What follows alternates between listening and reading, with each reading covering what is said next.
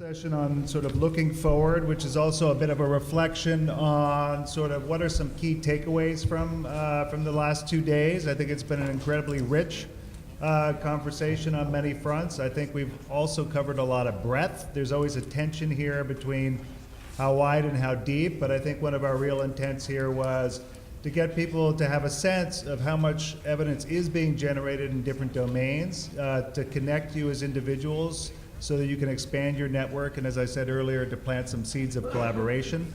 But I did want the folks here on the panel to offer some thoughts on some of their key takeaways and sort of where we need to go moving forward. And then I'll offer a few of my own at the end. But let's go ahead and start to my right with Stefan.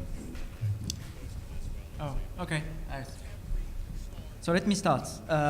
So first, I think this is I've proved like a very, very useful 2 days. I don't know if my sentiment is shared in the room, but I think we don't have that many opportunities to have this mix of people. The academic world doesn't offer the same things, and I haven't had this type of event before. So I think this is really something you should be thinking about with how often we need this type of moment where we meet people and how we can build from one event to the next. That's not always starting from the same thing, but as you said, it was very broad. Do we need some more like specific things on some specific issues, or do we want to keep it like that, like where you can find a bit of what you're interested in? But I found it a very useful thing. I had at least 3 or 4 concrete discussions about collaborations that could happen with things I saw and I did not see before. So I'm very happy, and I missed the drinks yesterday. So imagine if I had been at the drinks yesterday, I would be like enthusiastic. On the more like content thing, as you said, we saw a very large range of things, from very technical to more like practical and operational and so on. And what really I noticed at every session is that the way we understand resilience is very different. And I think in a group like this group, it's completely okay because we know that. But I think we project a lot of confusion to other people who are not in that room today because they don't know the field very well, and they're confused because they receive very different messages from different people with the same label on top of it. So I realize I've become the marketing guy in the room, which I don't know what I think about that, but I think we have to be careful also of how we communicate about what we're doing. And within the World Bank, we did this effort of going through everything that we were doing with resilience in the title. And we tried to organize that because we wanted to tell our bosses that it's not like we were replicating and doing the same thing 20 times. It's because what this guy was calling like a resilience initiative on X and what that guy was calling resilience initiative on Y were indeed complementary and not overlapping. And I feel like that might be a reason why it's still a bit difficult to talk about resilience, and it's still something that many people feel is just like a buzzword because it comes in many colors and tastes, and it might create confusion. And I think I saw at least 3 very different things we discussed a bit earlier. One is very much starting from the discussion on Sahel or East Africa, which is places with very, very serious crises occurring every 5-10 years with huge consequences, even at the macro level, that you see that on GDP numbers and poverty numbers and so on. It's one thing where we can think in terms of resilience because those places are affected so often that without being able to absorb shocks, there is no progress possible. At the same time, we've been working on informal settlements in big cities, in very successful countries where people are affected every year by little event and little floods, and that keep them in a situation of poverty and lack of decent life and condition of living. I also call that resilience, how we can make those populations able to get out of this trap that they are kept in. But I think that the solution that we want to propose, the scale of the issue is completely different. It might not be something that you want to approach at the macro scale, but something you want to talk with the mayor of a city or like a sectoral agency.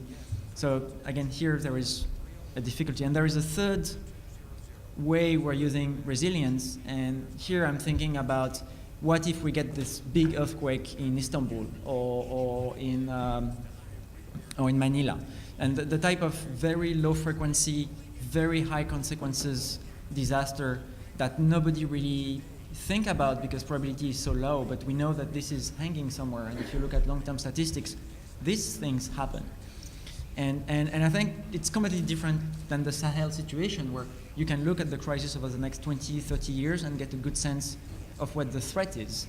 If you're thinking about the big earthquake in Istanbul, I think at that point we don't have historical thing to look at. We cannot show something. It's all about, we need modeling. We need to look outside of the historical patterns and so on. So it's a third bucket, which is also resilience. So what I'm trying to do is to always present what we're doing as one bit of the resilience discussion, and try to avoid to pretend that what we're doing is the resilience study or the resilience metrics or the resilience project, because we have to give room to each other and make sure we recognize that we need really to combine all of that. And maybe event like that, if repeated, could really help build this common language so that we build on each other instead of sometimes being seen as like in competition, even though we're talking about two completely different issues and talking about very different solutions. So that's just a quick takeaway, both the usefulness of these 2 days and the need for, I think, much more conversation about how we get a common frame around what we're talking about and avoid confusing people and being in a competition that's not particularly helpful. Great, thank you. Mr. Bahua.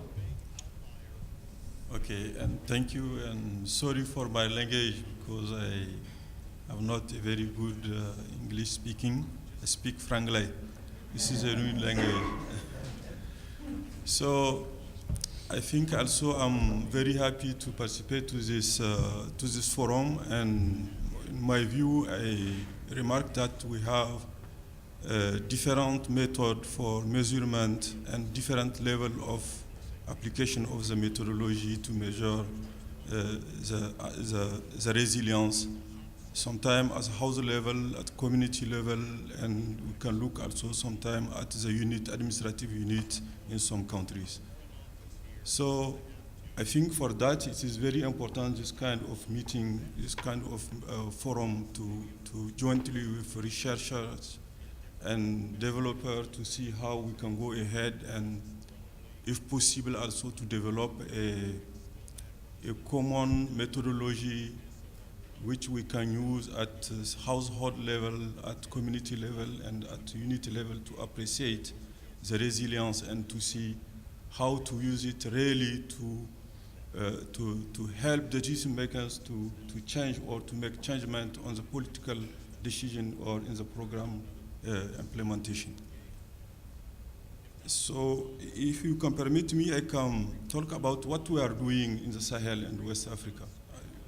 I think since we start the global initiative for AGIR, which we call AGIR, SILS as a ECOWAS technical hand has been mandated to develop a tool, a common tool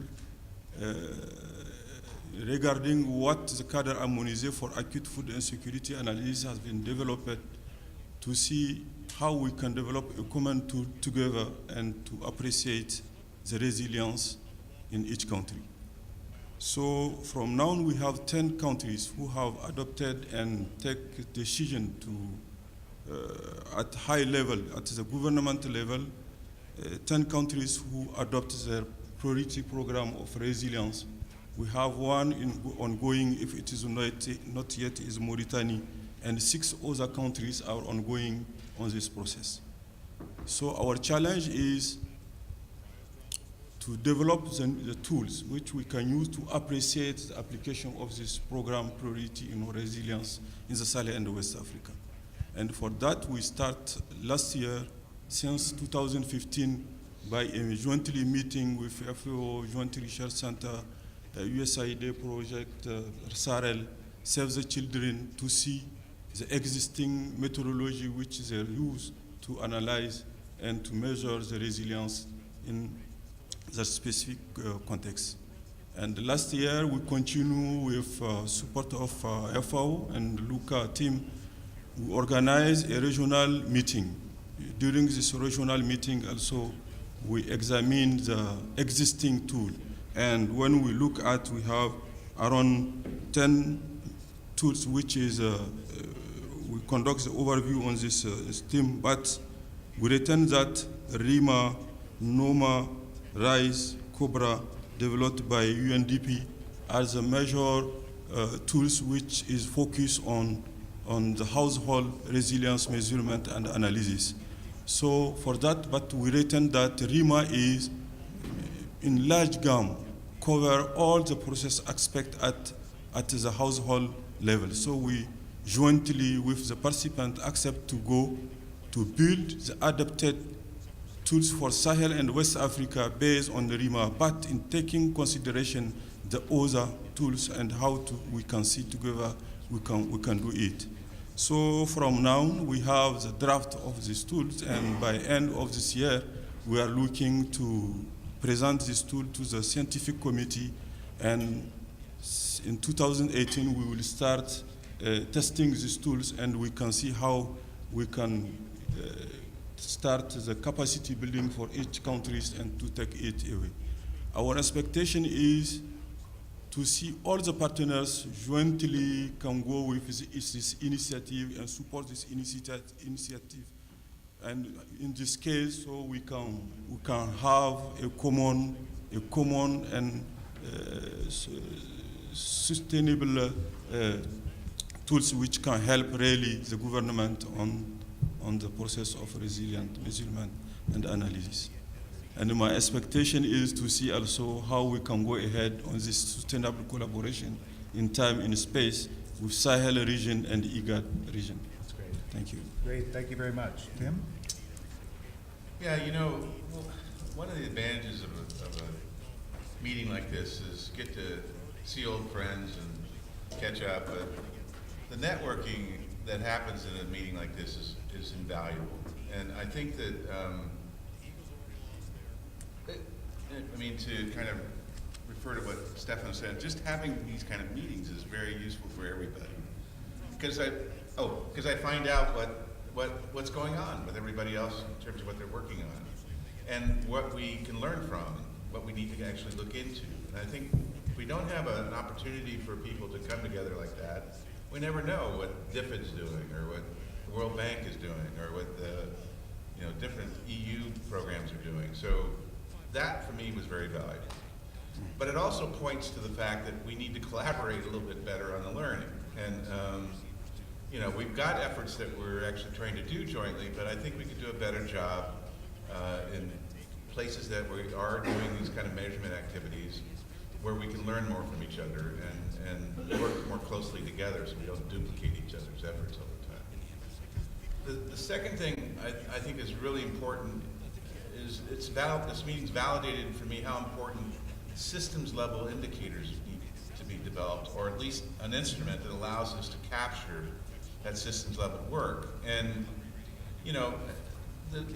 the urban session I attended really brought that home. The people that are working more in rural areas are really focused on households and maybe communities, but they don't really take the larger systems stuff into account. The people in the urban really focus on those higher systems level, but they don't really take the community or the neighborhood and the households into account. So we can learn from each other in that regard, and we do need to get a better handle on how systems actually adapt to these shocks and stresses that people are exposed to, whether they be market systems or various types of social systems. How are they adapting to these shocks and stresses? And so I think we need to move on that fairly quickly if we are serious about having these different levels of measurement that we keep talking about, but we actually always leave one out or two out when we actually do the measurement. So I think that part came home really hard for me, and I think we need to work more on that. The other thing that I think was really important here was recognizing that the qualitative and the quantitative are both important in our measurement activities. And sometimes we tend to focus too much on the quantitative and leave the qualitative out, or we don't analyze the qualitative effectively and then use that to help us inform the quantitative. So that got reinforced in many of the sessions I attended, why it's so important to make sure that we use mixed methods, that we learn from them, and that these are iterative processes that need to be applied, so that we're always kind of using one to help inform the other. Because these programs, if we are going to have high frequency data collection activities to actually track whether or not households and communities and systems are able to manage these shocks effectively, then we need to make sure that we have both types of data being collected, because it won't help us otherwise. So those are the big learnings I got, but the main thing was important networking and learning what everybody's doing, trying to find out what you're up to, what are the big issues you're struggling with, because that's what really gives us insights about what we should be focusing on next. And so everybody has a part to play in this, and everybody needs to continually talk to each other, continue to dialogue, continue to let each other know what you're working on, what are your issues, how are you solving those issues, so that we don't constantly keep reinventing the wheel over and over again. So this learning agenda, knowledge management has got to be a key part of what we do. Great, thank you, Tim. And I'm abutting against time, so I'll keep my own very short. I think we heard a couple times, we've got this emergent body of evidence. Has it been completely validated, and when do we act? When do we begin to implement on the basis of that evidence, something Carol raised earlier? And I don't think there's a clear-cut answer there, but I do think we need to begin to take what we see in the emerging evidence, test, pilot through programming, reinforce with additional research as we move forward. And I think that doing that and not getting, what was the phrase you used, analysis paralysis, is something we can become victim of as well.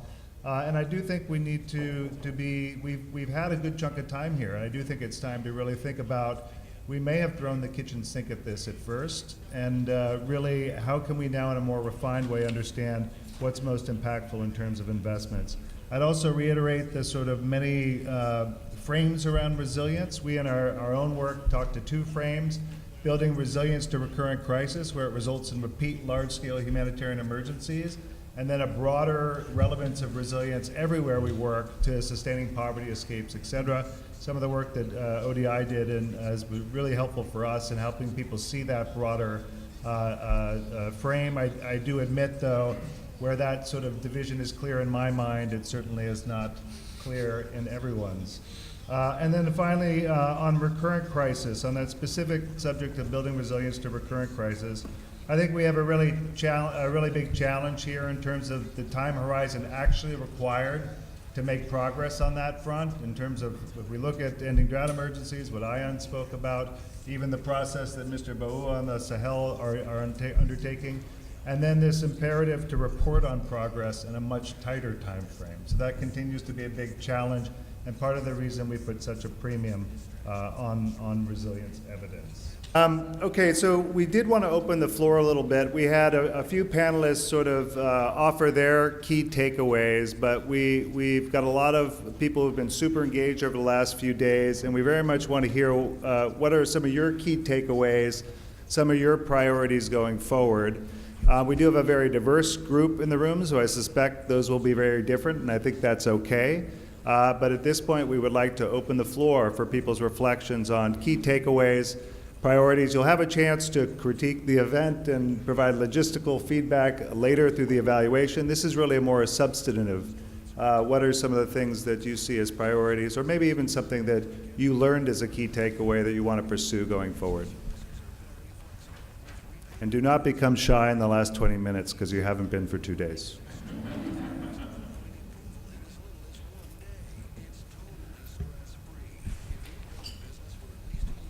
Hi, I'm Madeline Smith. I'm working as a consultant with USAID on developing and the government of Malawi actually to develop the national resilience strategy there.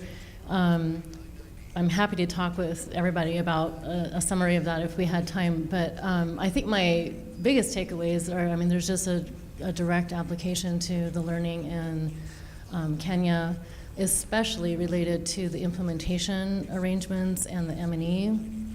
The Malawi plan is a multi-sectoral plan, and it looks beautiful on paper, but I think, you know, the devil really is in how do you bring the sectors together and coordinate to effectively implement. They're going to need, I think, a lot of capacity building in M&E and setting up a joint M&E unit, really fleshing out the common program framework, and I'm sure it'll be a learning process to really figure out the roles and responsibilities as they move forward. But it's a 15-year strategy, and we should be starting soon, in the next couple months, I hope, Great, thank you. I see Nathaniel also has a microphone. Yeah, so Greg, you touched on this morning, but I think the scale of the issues that we're all grappling with is one thing that kind of really hit home for me these past 2 days. And related to that, maybe the partnerships in which we need to actually make to really address that scale, and that being stronger government partnerships and then the private sector, which I think is a difficult leap for all of us to make. So hearing more about, you know, some thoughts on how that is done would be great. I think, I mean, hearing about Preg today was very good. That's very hopeful, but you know, thinking about others and how that can happen. I mean, all these countries that we're working in have different contexts. Ethiopia is not an easy one in terms of private sector, but the government is definitely one that can take things to scale. So thinking about the different contexts, but how we deal with that massive scale of the problems that we're dealing with. Great, thank you. Let's go with Walter.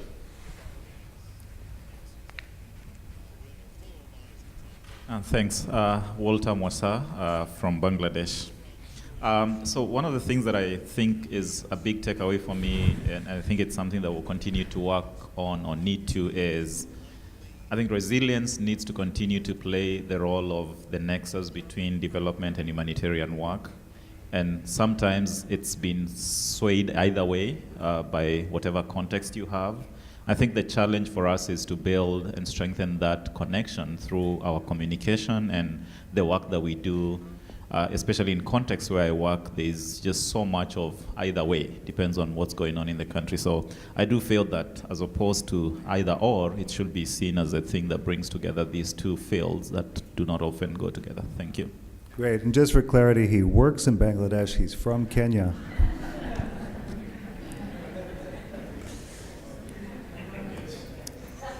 Go ahead here. Chip and then Dorcas. Thanks. I think from my perspective, it was how do you formalize, how do you structure this group? How do you go ahead and create a platform that is maintains the context that we have, but that you do have a platform for learning, that you may have a platform for support in program design, that you can promote collaboration, and that we might be able to also have very clear advocacy messages that would come out. It doesn't need to be very structured, but I do think a little bit more formal than the kind of relationships we have at the moment might promote some sort of longer-term sustainability of this group. Good, and I think that echoes comments earlier as well. Go ahead, Dorcas. Partly to respond to that. So a number of people in the room actually have been active participants in the development of the resilience measurement evidence and learning community of practice that I'm co-directing part-time with Georgina Jordan, who's at World Vision. If you're interested in getting involved, you can go to measuringresilience.org and sign up, and you can get onto our regular sort of updates emails. But more specifically, what this event has validated in my mind, and I guess we've all seen that, those of us who've been involved in the community of practice, is that there is a real demand and thirst for the things that we framed in the strategy and the theory of change for that community of practice, that theory of change that Mark talked about, which is basically that there is a real critical need to be generating good evidence to inform decision making. There's a growing thirst and demand for capacity building around measuring and understanding and learning about how you increase resilience, and we're seeing that across different communities. People who work on cities and resilience, people who work on climate change, people who are working on ecological systems and people's relationship with ecology, for example. So there's a very, very significant and growing demand in that space of capacity building. And then there is a real imperative to bring the right kind of evidence in the right ways to decision makers, to be thinking harder about how we understand measurement and learning for decision making. So I would just invite you all to take a look at the community of practice if you're not already aware of it. Sign up if you'd like to. And some of you I'll be challenging and pushing a bit harder walking out of here today, to be warned. Nice plug. We'll go here, then we'll go to Luca. One thing for me that has emerged is that we've sort of informally agreed that 1 year is a short time frame to really measure resilience. What we haven't been able to do within this short time is to have a discussion around what should a reasonable time frame be.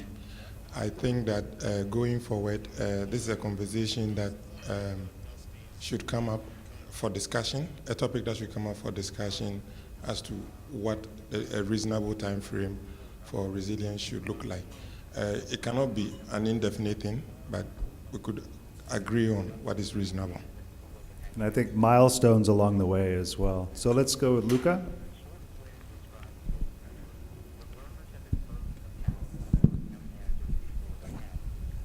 Okay, I want just to say a few things. We came 3 people from Rome, from FAO, and the question was this trip worth the investment? And the answer is yes, in the sense that, and we have to thank USAID for organizing these things. I think it was extremely successful and it was very useful for us to be here. Takeaway message. One thing I did not see much, except for a few interventions like the one of Bawa, is the challenge of the future, is the institutionalization of this process at country level with government. I think what Bawa described, I think is the kind of right process that we need to put in place. And he also mentioned the interface between this country-owned process and the need to interact with a larger expert community like the scientific committee. So that is something which I think is very important. The second point is that the need to integrate different tools. I don't think it is quite clear that there is not one single tool for this, but we need to integrate tools, and this is another quite a challenge. The third one, which I always say, I think we have just to aim to be good enough in our analysis and try to simplify it. So good enough and simplify. And the fourth one is the issues of data. Data is an issue, and I think using this platform as a way also to enhance data sharing and utilization of same data, these are fundamental things to move this thing forward. Thank you. Great, and I think that also reflects BAFO's early intervention about investing in capacity as well. We had a question here, and then we'll come to Siaka. Or is it Siaka first? Okay. Oh, thank you so much. I just would like to say that through this forum, I would continue my engagement, in fact, with the government of Burkina Faso. I think Tim talked about it. It is absolutely necessary for us to get more engaged with the government, the host government, because we can't influence the systems if we are not really very engaged with the government, because systems are built by the government and also entertained by them. So if we take the case of improved seed, so for resilience for our community, that is very key. We can extend the length of the rainy season. So we are doing good job in terms of soil restoration, the fertility. So that is not enough. We need to get improved seed available, and that is the government who is really dealing with the systems and with the network. So it's good to get engaged more with them. Another thing is, in fact, I think you talk about it also. All our evaluations, we have this data. Yes, I'm a statistician, so I like data. But in terms of resilience, I think that we have to listen more often to the beneficiaries, the one we are really serving. What are their point of view? How are they feeling about our support? So that is something we need to develop more, to listen to them. Thank you. Good, thank you. Julio Espinosa from Oxfam. I think everyone has talked about what we have seen. I would like to talk about what I have not seen. Coming from a rights-based organization, I've missed seeing human rights or having a discussion around human rights. We all know there is enough evidence that you don't take into account human rights. International development actually might be damaging for people to realize their human rights. So I think that has to be integrated at some point in the discussion, and I missed it. I haven't heard even once the term human rights during these 2 days. So I think that's something that we need to work on. And the second point is the relationship with the Sustainable Development Goals and how that framework, how we harmonize what we're doing here with the Sustainable Development Goals. We know that that's a bigger framework and that we're all trying to contribute to that. Mm-hmm. So also to integrate that discussion in the next event. So that would be, I think, Great. I think a that couple is, of points. that is improve. useful. We may not have heard the term human rights, but I think we heard every other term during this.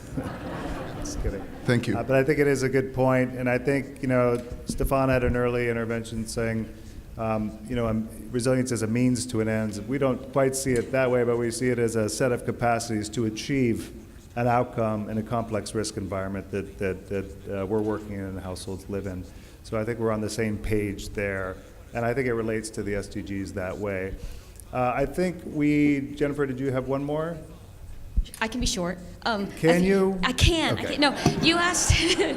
you asked like when is the evidence good enough to act? And if it makes sense, when we use the ethnographic research, when Mercy Corps had ethnographic research to inform their programming, a specific question, they changed their programming in a year and a half. It doesn't have. If your question is right and the answers are reasonable, you don't have to wait forever.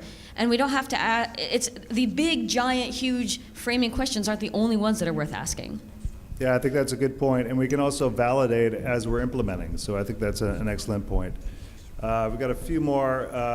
Amadou, go ahead. And then Sean, and then we'll close out the comments. Thank you, Greg, and everybody for this excellent forum, which I enjoyed very much. I think my insights concern really the need for development actors, agencies, ourselves, to recognize our own faults, our own biases, and our errors, and try to really move from that and decide really to consult people we want to assist, governments we want to assist, so that we determine together with them the best interventions, and the best intervention sites. No color of money, no predetermined indicators. Because of those kind of things, we just select activities to feed indicators, etc. So I think we have to recognize our own biases and errors. Merci. Thank you, and I just want to acknowledge Amadou is retiring at the end of this year. Without Amadou and Mali, there would not have been a big resilience push by USAID in that country. So thank you for your efforts there. And I also, there's a great irony here that we celebrate the country-led process in Kenya, and yet we haven't really understood what were the roots and the length of the process to get there. And it is about planting seeds now, so that in 15 years we're celebrating ending drought emergencies in Somalia and other places. So I think that those are great. There is an alignment of comments around this for sure. And then last comment from Sean.